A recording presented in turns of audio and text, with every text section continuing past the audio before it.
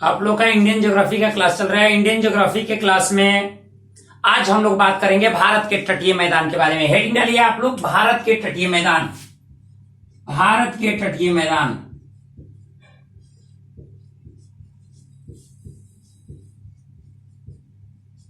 तटीय मैदान, भारत के तटीय मैदान। देखिए, भारत के जो तटीय मैदान है, तटीय मैदान में कौन कौन से हिस्से हैं? पहला चीज पूर्वी, जो पश्चिमी हिस्सा है, पश्चिमी। देखिए, ये पश्चिमी हिस्सा और ये पूर्वी हिस्सा, ये दोनों हिस्सों में जो ये मैदानी हिस्सा है, समतल मैदानी हिस्सा है, यही समतल मैदानी हिस्सा तटीय मैदान के रूप में जाना जाता है। अब देखिए, इसमें है क्या क्या क्या चीजें हैं और कैसे बना है। रियल में देखा जाए तो ये वाला हिस्सा हम निकाल लेते हैं।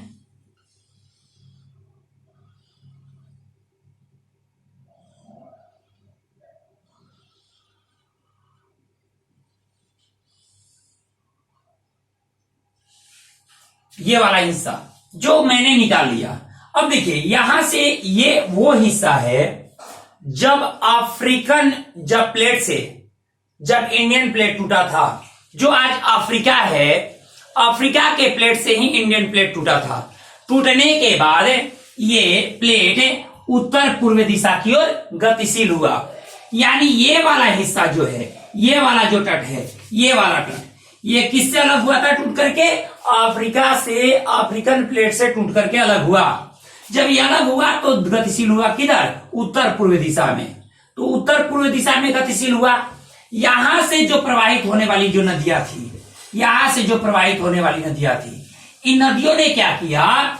इस तट को काट करके, ये तट को काट करके यहां पर मिट्टी बालूकन का ये परत बिछा दिया। यानी भूमि को समुद्र की ओर बढ़ा दिया। ध्यान सुनते जाइएगा, समझिएगा पहले, उसके बाद नोट कीजिएगा। अब देखिए, पहला नंबर, ध्यान सुनिएगा इस चीज को। भारत जो है अफ्रीकन प्लेट का हिस्सा था। जब अफ्रीकन प्लेट टूटा तो ये टूटा हुआ प्लेट उत्तर पूर्व दिशा की ओर गतिशील हुआ।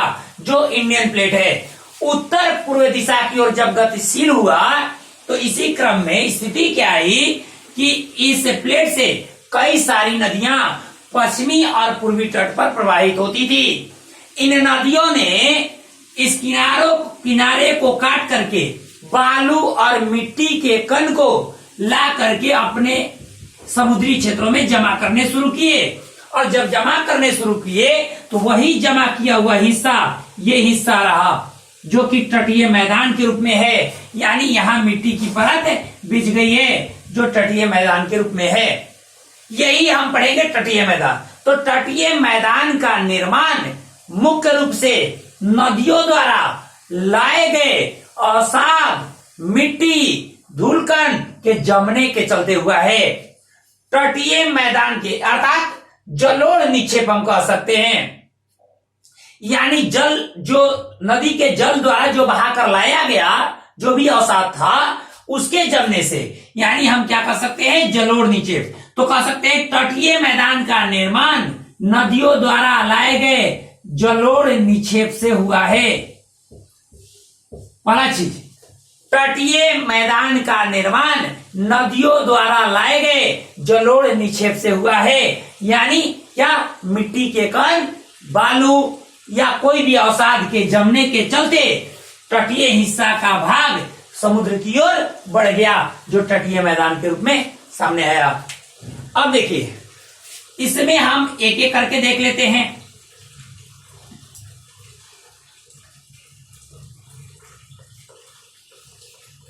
पहला चीज, हम पश्चिमी तटीय मैदान की बात कर रहे हैं। पहले पश्चिमी तटीय मैदान की बात कर रहे हैं। तटीय मैदान जो भारत में प्रायद्वीपीय जो पठार है, उसका जो प्रायद्वीपीय भारत है, उसका जो पश्चिमी तटीय मैदान है, वो पश्चिमी घाट के जो पश्चिम वाला हिस्सा है, ये पश्चिमी घाट हुआ। जो मैंने पहले वीडियो में बताया था, पहले वीडियो में मैंने ये बताया था कि पश्चिमी जो घाट है वो पश्चिमी घाट का जो किनारा है वो तीव्र ढाल वाला है और जो पश्चिमी तटीय मैदान है वो ये वाला पश्चिमी तटीय मैदान है। जो आपको बीच वाला जो गैप दिखाई दे रहा है ये पश्चिमी तटीय मैदान है। और पश्चिमी तटीय मैदान मुख्य रूप से गुजरात से लेकर कन्याकुमारी तक, यानी गुजरात से लेकर यहां से लेकर आइए सौराष्ट्र वाला ये हिस्सा है, सौराष्ट्र वाला ये है कच्छ वाला हिस्सा, गुजरात का ये कच्छ वाला हिस्सा है, कच्छ का दलदल या कच्छ के रण के नाम से जानते हैं, कच्छ जिला है। और ये सौराष्ट्र का हिस्सा है जहां वार्धा, मांडव और गिर पहाड़ियां मौजूद हैं। तो गुजरात से लेकर के कन्याकुमारी तक, कन्याकुमारी को हम केप ऑफ कॉमेरिन कहते हैं या कुमारी अंतरिक्ष के नाम से जाना जाता है। कन्याकुमारी को केप ऑफ कॉमेरिन या कुमारी अंतरिक्ष के नाम से जाना जाता है, ये ध्यान रखिएगा। तो गुजरात से लेकर कन्याकुमारी तक तटीय पश्चिमी तटीय मैदान का विस्तार है। तो लिखिए गुजरात से लेकर कन्याकुमारी तक, यानी केप ऑफ कॉमेरिन तक।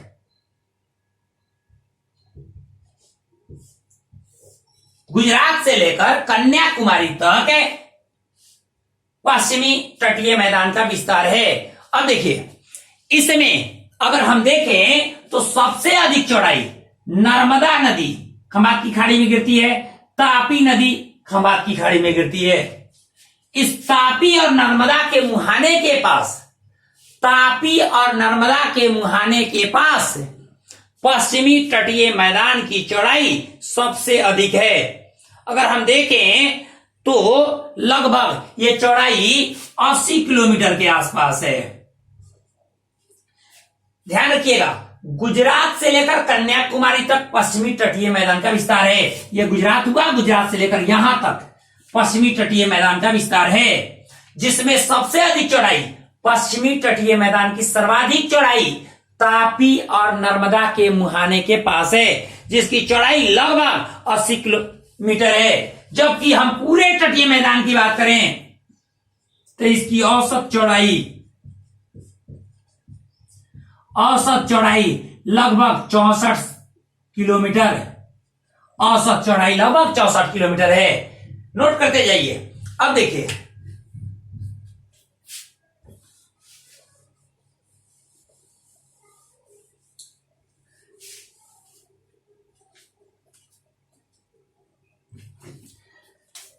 पश्चिमी तटीय मैदान को अलग अलग राज्यों में अलग अलग नाम से जाना जाता है। इसे 3 भागों में बांटा जाता है। पहला गुजरात से गोवा तक, गुजरात से गोवा तक के तट को हम कोकर तट कहते हैं। गुजरात से गोवा तक के तट को कोकर तट कहा जाता है, यानी कोकर तट ये गोवा है आपका, और गुजरात तट से लेकर यहां तक का तट कोकर तट कहलाता है। अब देखिए गोवा से लेकर मैंगलोर, ये कर्नाटक का हिस्सा है मैंगलोर, तो गोवा से लेकर मैंगलोर तक के हिस्से को हम कन्नड़ तट कहते हैं। गोवा से लेकर मैंगलोर तक के हिस्से को कन्नड़ तट कहा जाता है, और मैंगलोर से लेकर कन्याकुमारी तक के तट को मलबार तट कहते हैं। मलबार तट कौन सा? केरल तट है, यानी ये केरल तट है। ये है आपका कर्नाटक तट, और ये आपके इसमें महाराष्ट्र और गुजरात दोनों के तट शामिल हैं। देखिए गुजरात से गोवा तक कोकर तट, गोवा से लेकर कर्नाटक के मैंगलोर तक कन्नड़ तट, कर्नाटक के मैंगलोर से कन्याकुमारी तक मलबार तट। ये मलबार तट केरल तट है, इस चीज को नोट कर लीजिए।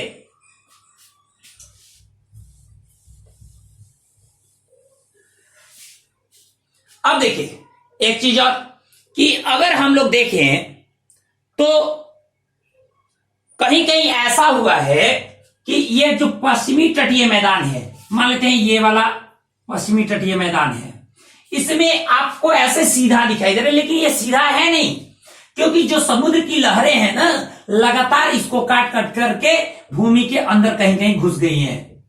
ये टेढ़ा मेढ़ा है, भूमि के अंदर कहीं कहीं घुस गई हैं। अब जब ये भूमि के अंदर घुस गई हैं तो ऐसे कई सारे झील निर्मित हो गए हैं।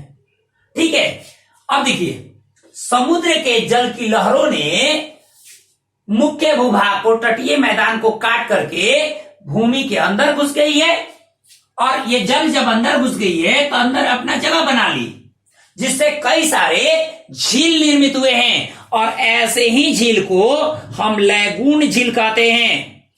अब देखिए, अब मान लेते हैं कि पहले समुद्र की लहरों ने क्या किया कि कहीं कहीं काट करके अंदर तक घुस गई। समुद्र की लहरें, मान लेते हैं भूमि यहां तक है, लेकिन क्या हुआ, अब यहां तक आ गई। अब फिर ये समुद्र की जो लहरें हैं वो कुछ ना कुछ अवसाद लेकर आती हैं, बालू कण लेकर आती हैं, तो बार बार ला करके इसको मुंह को क्या किया, बंद कर दिया। बंद करने से अब स्थिति क्या आई कि ये पूरी तरह से झील के रूप में तब्दील हो गया। तो ऐसे ही झील बने हुए हैं इस पश्चिमी तट पर, इसे लैगून झील कहा जाता है। लैगून झील कहा जाता है, यानी लैगून झील का निर्माण हुआ है पश्चिमी तट पर। कैसे?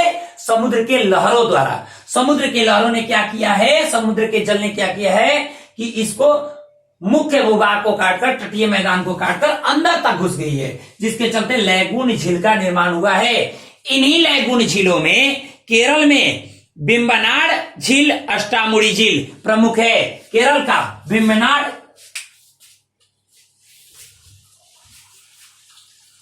केरल में है आपको, केरल में ऐसे झील हैं वेम्बनाड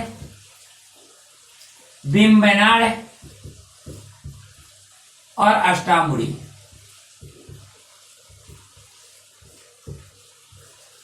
वेम्बनाड और अष्टामुड़ी झील लैगून झील का ही उदाहरण है जो केरल राज्य में है। एक बात ध्यान रखिएगा, केरल में झीलों को, लैगून झीलों को स्थानीय रूप से कयाल कहा जाता है। कयाल नोट करते जाइए, केरल में ऐसे लैगून झीलों को कयाल कहा जाता है स्थानीय रूप से। एक बात और ध्यान रखिएगा कि ये तो आप समझ गए कि यहां लैगून झीलें हैं, और लैगून झीलें क्यों बनी है, कैसे बनी है। अब देखिए, आप ये बात जानते हैं कि जो पश्चिमी घाट है वो ऐसे है, ये वाला हिस्सा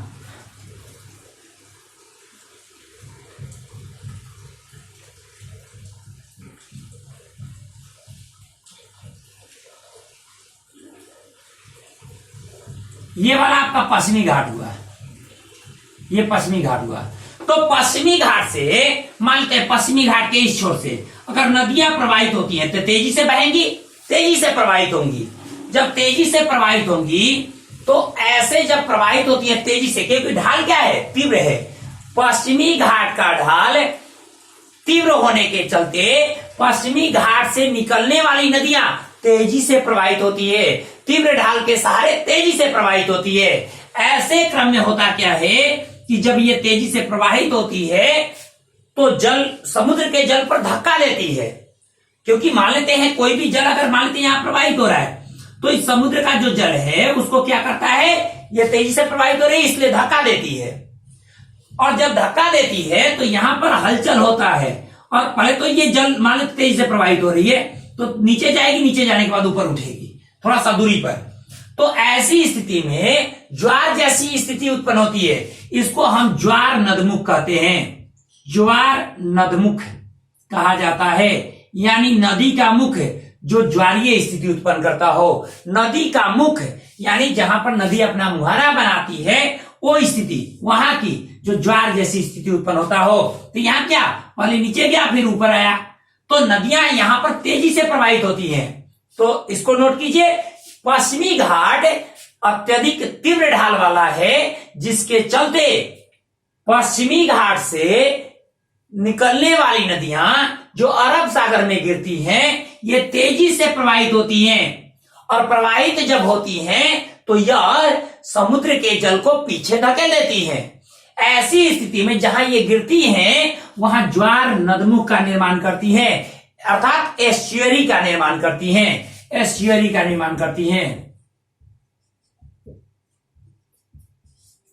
एस्चुअरी का निर्माण करती हैं। ये नदियां एस्चुअरी अर्थात ज्वार नदमुख का निर्माण करती हैं, एस्चुअरी या ज्वार नदमुख का निर्माण करती हैं। एक बात और कि ये जो नदियां हैं ये डेल्टा नहीं बनाएंगी क्योंकि ये तेजी से बह रही हैं, ये एस्चुअरी या ज्वार नदमुख का निर्माण करेंगी।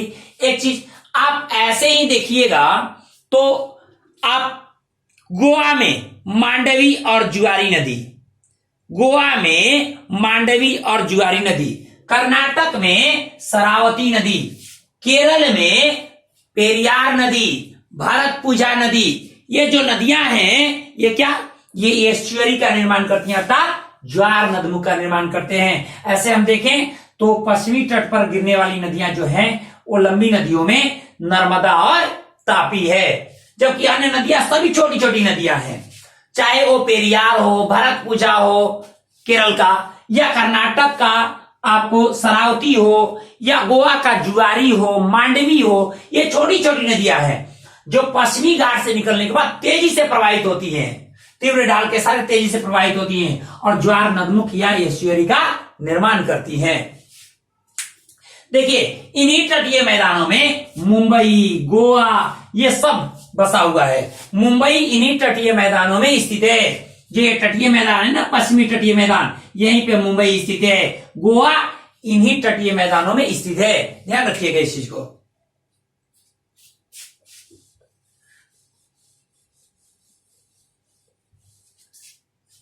अब देखिए इसके बाद अब देखेंगे हम लोग पूर्वी तटीय मैदान, पूर्वी तटीय मैदान, हेडिंग डालिए पूर्वी तटीय मैदान।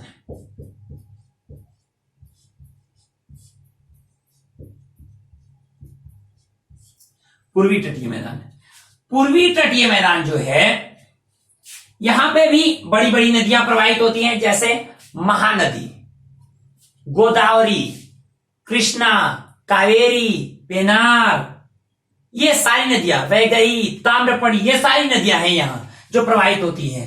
पूर्वी तटीय मैदान का विस्तार कहां से कहां तक है, यहां पता है कि गंगा की एक धारा दक्षिणवर्ती होकर हुगली नदी के रूप में लेती है, जिसे हुगली नाम से जाना जाता है। ये हुगली नदी के मुहाने से लेकर, लिखिए पूर्वी तटीय मैदान का विस्तार हुगली नदी के मुहाने से लेकर कन्याकुमारी तक हुआ है। पूर्वी तटीय मैदान का विस्तार हुगली नदी के मुहाने, मतलब हुगली नदी जहां गिर रही है, जो बंगाल में जो हुगली नदी जहां गिर रही है, हुगली नदी के मुहाने से लेकर कन्याकुमारी तक पूर्वी तटीय मैदान का विस्तार है। पूर्वी तटीय मैदान की सर्वाधिक चौड़ाई तमिलनाडु राज्य में स्थित है, तमिलनाडु राज्य में स्थित है, यहां पे है, ध्यान रखिएगा। यहां पर पूर्वी तटीय मैदान की चौड़ाई सर्वाधिक है, सबसे अधिक है। एक बात और, पूर्वी तटीय मैदान को पश्चिमी तटीय मैदान की तरह ही अलग अलग राज्यों में अलग अलग नाम से जाना जाता है। अब देखिए जो उड़ीसा तट, उड़ीसा का जो तट है, उड़ीसा तट को हम उत्कल तट कहते हैं, उत्कल तट। आप जनगण जब आप गाते हैं, जब हम लोग गाते हैं तो उसमें उत्कल आता है। तो एक बात जरा सोचिए, उत्कल तट हम किसको कहते हैं, उड़ीसा तट को, जबकि आंध्र प्रदेश तट को उत्तरी सरकार तट कहा जाता है। लेकिन आंध्र प्रदेश का जो आंतरिक हिस्सा है, जो नीचे वाला आंतरिक हिस्सा है, उसको हम, देखिए आंध्र प्रदेश का ये वो हिस्सा जो है ना, उसको उत्तरी सरकार तट कहते हैं। लेकिन आंध्र प्रदेश का जो आंतरिक हिस्सा है उसको हम रॉयल सीमा तट कहते हैं, रॉयल सीमा तट, रॉयल सीमा तट। आंध्र प्रदेश का जो आंतरिक हिस्सा है उसको रॉयल सीमा तट कहा जाता है, जबकि इस हिस्से को हम उत्तरी सरकार तट कहते हैं आंध्र प्रदेश के। जबकि तमिलनाडु के तट को कोरोमंडल तट कहा जाता है। यह तमिलनाडु का तट है, कोरोमंडल तट तमिलनाडु का तट है। तमिलनाडु के तट को कोरोमंडल तट कहा जाता है, नोट कर लीजिए इसको।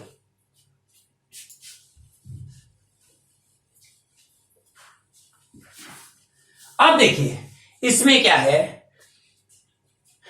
पूर्वी तट पर स्थिति यह है कि यहां भी लैगून झील निर्मित हुए हैं।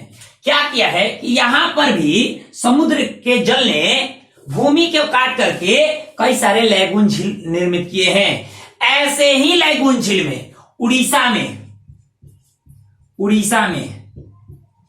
चिल्का झील, उड़ीसा का चिल्का झील ऐसा ही लैगून झील है। दूसरा, उसके बाद देखते हैं आंध्र प्रदेश में पुलिकट झील, आंध्र प्रदेश में पुलिकट झील। यहां पे क्या है, आंध्र प्रदेश की यहां पे सीमा है।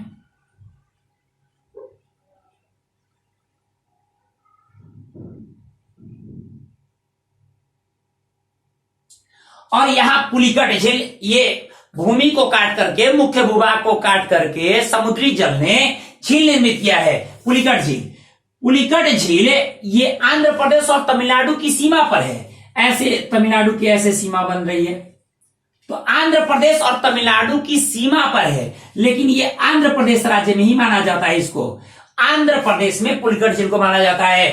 पुलिकट झील में ही एक द्वीप स्थित है जिसका नाम है श्रीहरिकोटा, यानी श्रीहरिकोटा द्वीप आंध्र प्रदेश स्थित पुलिकट झील में अवस्थित है, जहां जो इसरो का लॉन्चिंग पैड है, जहां सतीश धवन अंतरिक्ष केंद्र स्थित है। सतीश धवन अंतरिक्ष केंद्र श्रीहरिकोटा में स्थित है, जो पुलिकट झील में स्थित एक द्वीप है श्रीहरिकोटा। यहां चिल्का झील उड़ीसा तट पर है। एक बात आपको बता रहे हैं, जितने लैगून झील होंगे वो किससे निर्मित है, समुद्री जल से, क्योंकि समुद्र का जल उसमें एंट्री किया है। क्योंकि मानते हैं समुद्र के जल ने ही नहीं इसको काटा है जी, और काट करके इसको बंद कर दिया, फिर वो अपने अवसादों से बंद कर दिया। तो ये जो झील में है जल, वो समुद्र के जल है। इसलिए जितने भी लैगून झील हैं वो कैसे हैं, खारे जल वाले, यानी सब में खारे जल पाए जाते हैं।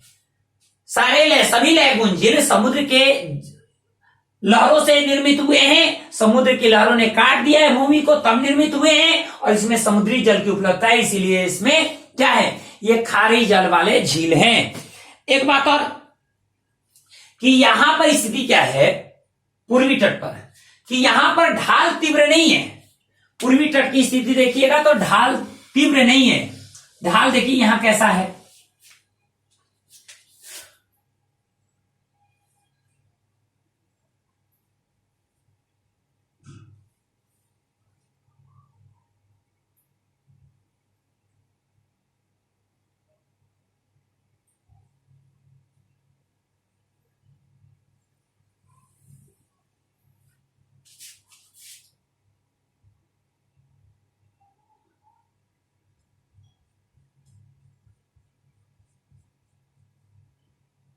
ये मान लीजिए ये आपका पूर्वी तट है, ये आपका पश्चिमी तट है।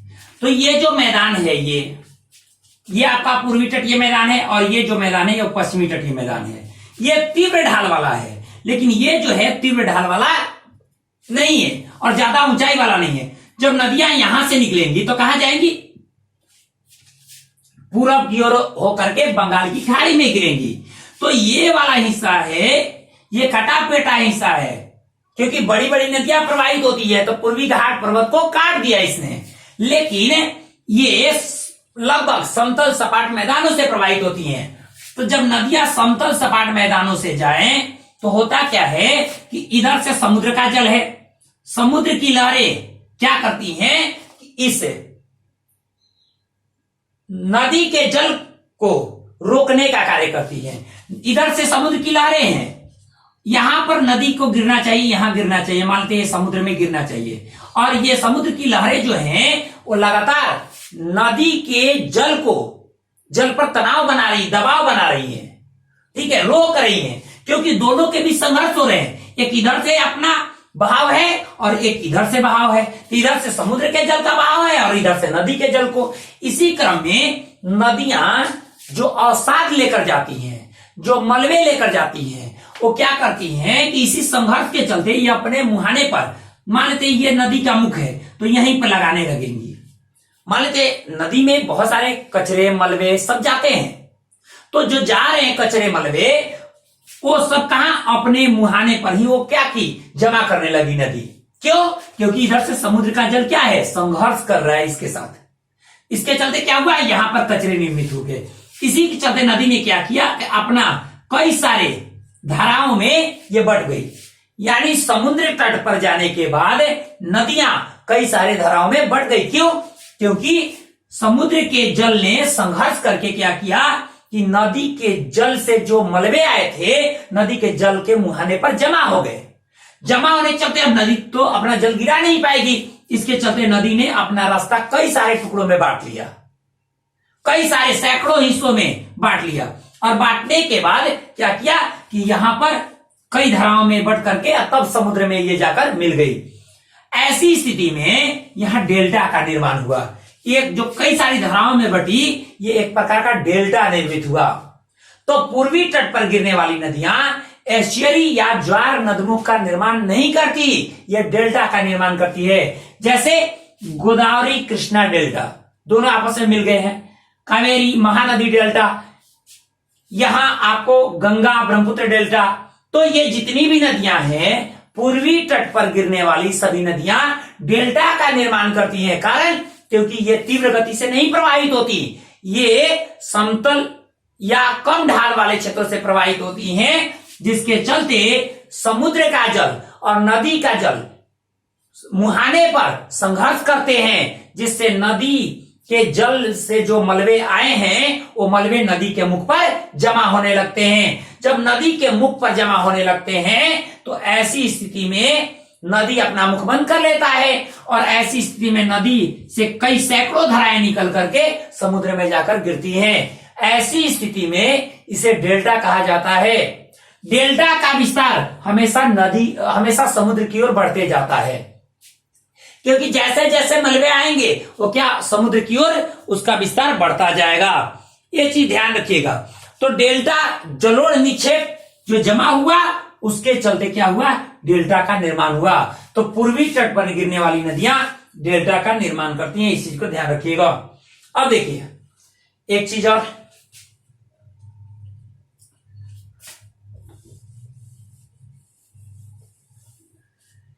पूर्वी तटीय मैदान और पश्चिमी तटीय मैदान हो गए। एक चीज आ गया उत्तर भारत का मैदान। अब हेडिंग डालिए उत्तर भारत का, यानी ये वाला मैदान, उत्तर भारत का मैदान।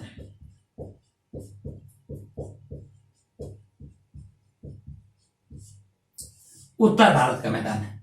उत्तर भारत का जो मैदान है ये कैसे निर्मित हुआ, उत्तर भारत का मैदान कैसे निर्मित हुआ।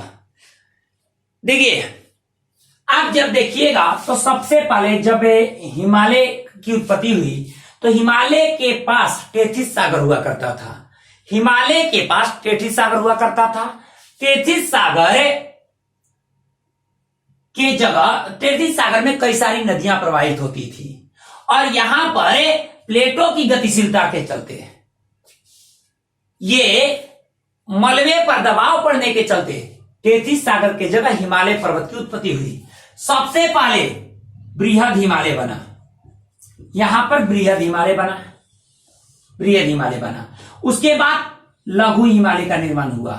उसके बाद शिवालिक क्षेत्र बना, यानी शिवालिक क्षेत्र अर्थात सबसे जो बाहरी हिमालय है, बाह्य हिमालय, ये बाद में निर्मित हुआ। तीनों हिमालय को तीन भागों में बांटे, बृहद हिमालय, लघु हिमालय और ये हुआ आपका शिवालिक क्षेत्र। तो शिवालिक क्षेत्र सबसे बाद में निर्मित हुआ, अर्थात सबसे नया अगर श्रेणी है तो शिवालिक है। हिमालय का सबसे नया श्रेणी कौन सा है, शिवालिक श्रेणी है। अब शिवालिक श्रेणी का निर्माण लास्ट में हुआ। अधिकांशतः नदियां निकलती है कहां से, बृहद हिमालय से। जैसे गंगा नदी निकलती है हिमालय से, सिंधु और ब्रह्मपुत्र हिमालय ट्रांस हिमालय से निकलती है, तिब्बत वाले क्षेत्र मानसरोवर झील के पास से, और सतलज। तो गंगा नदी यहां से उद्गम हुआ। तो गंगा नदी का जब उद्गम हुआ तो मान लेते हैं यहां से जब उद्गम हुआ तो ये मध्य हिमालय और लघु हिमालय को काटा गंगा ने, या जो बृहद हिमालय से जो नदियां निकली वो मध्य हिमालय और लघु हिमालय को काटेंगी। जैसे मान लेते हैं ये नदी का प्रवाह हो रहा है और यहां पर उत्थान हुआ किसका, हिमालय का। तो नदी की धाराओं ने क्या किया, यहां रास्ता बना दिया। वैसे ही गंगा ने लघु हिमालय और शिवालिक क्षेत्र को काट करके रास्ता बना दिया, या बीच से रास्ता बना दिया।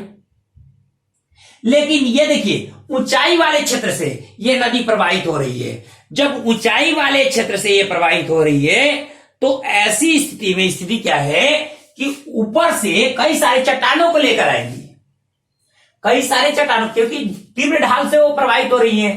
तीव्र ढाल से प्रवाहित हो रही है तो ऊपर से चट्टानों को लेकर आएगी। जब नदी ऊपर से चट्टानों को मान लेते हैं ऊपर, ये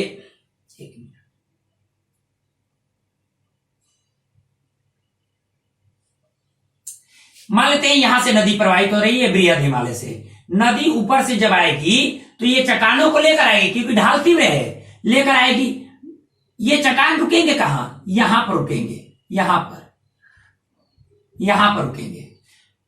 तो जब नदियां तीव्र ढाल से, हिमालय से निकलने वाली नदियां जब तीव्र ढाल से प्रवाहित होती हैं तो यह इसके गिरिपाद वाले हिस्सों में, गिरी मतलब पर्वत, पाद मतलब उसके पैर, यानी पर्वत के पैर वाले हिस्से में, एकदम नीचे वाले हिस्से में क्या करती हैं कि कई सारे शिलाखंडों को जमा करती है, मतलब चट्टानों को जमा करती हैं।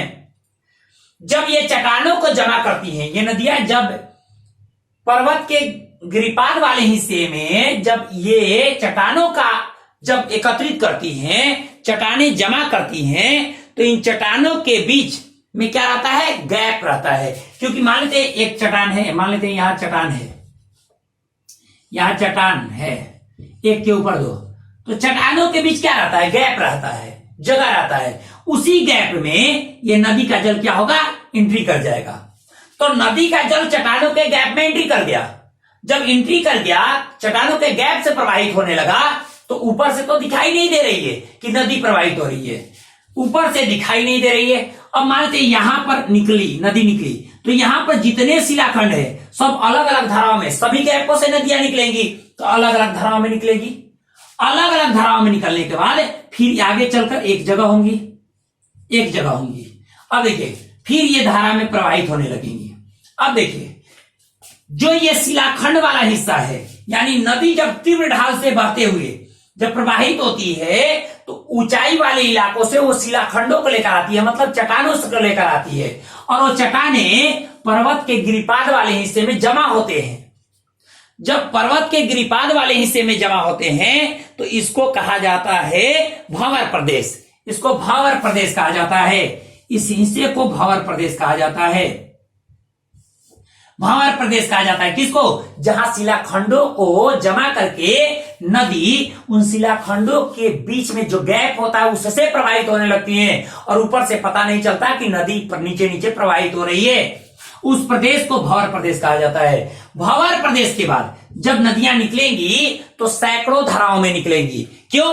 क्योंकि चट्टान शिलाखंडों से जो मान लेते हैं कि आप देखिएगा शिलाखंडों से कई सारी दरारें हैं, क्योंकि कई सारे शिलाखंड है, तो जितनी दरारें होंगी उतने धाराओं में निकलेगी। तो जब उतनी धाराओं में निकलेगी तो नदी क्या हो जाता है? पूरा फैल जाता है। तो ये वाला क्षेत्र दलदली क्षेत्र हो जाता है। जो ये वाला क्षेत्र है वो दलदली क्षेत्र हो जाता है। ऐसे क्षेत्र को हम तराई प्रदेश कहते हैं। ऐसे क्षेत्र को कहते हैं तराई प्रदेश। अब देखिए नदी जब आगे बढ़ी तो स्थिति क्या है? सब धाराएं मिल गई, मान लेते मिल गई। इसके द्वारा जो अवसाद लाए जा रहे हैं ये अपने आसपास के क्षेत्रों में जमा करेगी अपना जो भी जलोढ़ निक्षेप, जो भी जल के द्वारा जो भी अपरदन क्रिया से जो मलबे लाए जा रहे हैं उसको एकत्रित करेगी। और ऐसी स्थिति में होगा क्या कि एकत्रित करने से जो मिट्टी का निर्माण होगा वो बांगर और खादर, दो प्रकार की मिट्टियां निर्मित होंगी। नदी आगे चलकर क्या बांगर और खादर प्रदेश का निर्माण करेंगी।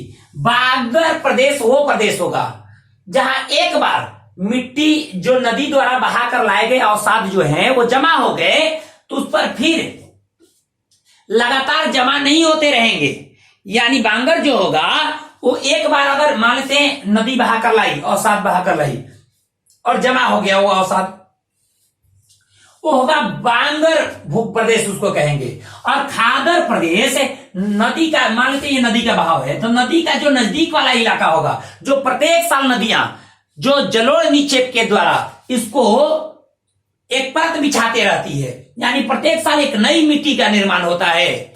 और ऐसे जलोढ़ निक्षेप से ऐसी मिट्टी को हम क्या कहते हैं? खादर प्रदेश कहते हैं। इसको जलोढ़ मिट्टी कहा जाता है। जलोढ़ मिट्टी में खादर और बांगर, तो जो पुरानी जलोढ़ निक्षेप है ना, जो पुरानी जलोढ़ है उसको बांगर कहा जाता है, और जो नई जलोढ़ है उसको कहा जाता है खादर। यानी खादर और बांगर, देखिए खादर जो है वो ज्यादा उपजाऊ होता है, जो नवीन जलोढ़ होता है वो ज्यादा उपजाऊ होता है, जबकि पुरानी जलोढ़ कम उपजाऊ होता है। ये किसके द्वारा बने हैं? तो नदियों द्वारा बहा कर लाए गए अवसाद के जमने से बने हैं। ये एक बार जम गया, जमने के बाद ये तैयार हुआ तो इसमें लगातार प्रत्येक वर्ष इसमें नहीं जलोढ़ निक्षेप हो रहा है, लेकिन खादर में प्रत्येक वर्ष जलोढ़ निक्षेप हो रहा है। प्रत्येक वर्ष नदियां बहाकर अवसाद मलबे लाकर जमा कर रही हैं और परत दर परत बिछा रही हैं। या ये नवीन जलोढ़ है खादर और बांगर पुरानी जलोढ़ है, ध्यान रखिएगा। उपजाऊ कौन है? खादर ज्यादा उपजाऊ है बांगर के अपेक्षा। अब देखिए, तो इसको मैंने उत्तर भारत के जो मैदान हैं वो किसके द्वारा निर्मित हुए? नदियों के द्वारा।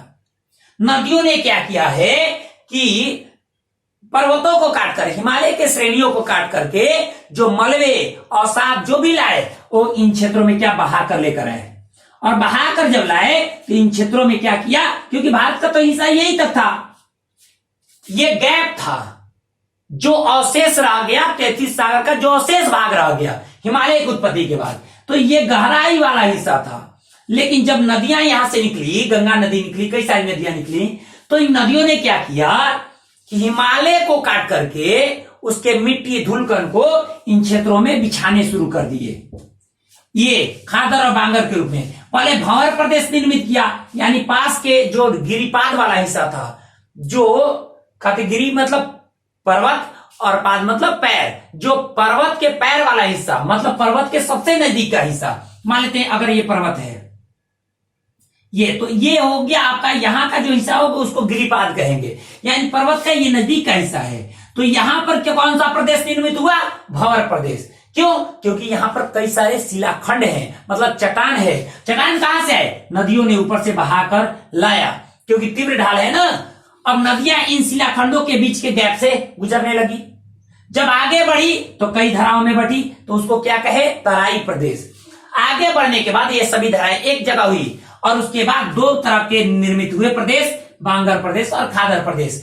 इन्हीं प्रदेशों से ये निर्मित हुआ है, यानी शिवालिक के नजदीक का हिस्सा जो होगा वो क्या होगा? भंवर प्रदेश होगा। उसके बाद का हिस्सा जो होगा उसको क्या कहेंगे? उसको कहेंगे हम तराई प्रदेश। और तराई प्रदेश के बाद के हिस्से को हम क्या कहेंगे? खादर, बांगर। और सबसे नदी का सबसे नजदीक का हिस्सा क्या कहलाएगा? खादर। तो क्रम देखिए, नदी के सबसे नजदीक, नदी की जो धारा बह रही है उसके सबसे नजदीक खादर, उससे थोड़ा सा दूर बांगर, उससे दूर तराई प्रदेश और उससे दूर भंवर प्रदेश, और तब पहाड़ी जो पर्वत वाला इलाका है वो। तो ध्यान रखिएगा, इसका एक क्रम आप ध्यान रखिएगा कि ये क्रम कैसे है। क्रम को याद रखिएगा, नदी के सबसे नजदीक खादर, उसके बाद बांगर, तब तराई प्रदेश, तब भंवर प्रदेश, और उसके बाद आपको पर्वत वाला क्षेत्र। इस चीज को आप ध्यान रखिएगा। जो तराई, जो तटीय मैदान थे, जो भारत के तटीय मैदान थे, इन तटीय मैदानों में मुख्य रूप से इतना ही सारा कुछ था। आप इन प्रत्येक चीजों को नोट कर लीजिए।